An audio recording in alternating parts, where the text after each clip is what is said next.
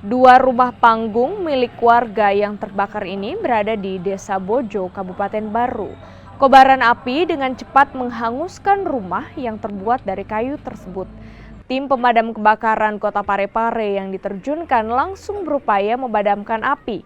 Selain menghanguskan dua rumah, kebakaran ini juga membuat dua kendaraan milik warga yang terparkir di bawah kolong rumah dilalap si jago merah.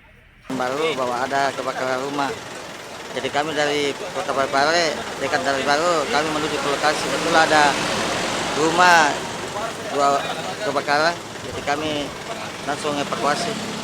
Nah, untuk personilnya sendiri ini ada berapa yang terlibat? Jadi kami itu juga satu mobil penembak, dua mobil tangki, personil ada 15 orang. Pak, apa ada korban jiwa di Pare-Pare? Tidak ada, hanya ada kendaraan satu unit dan dua rumah. Ya,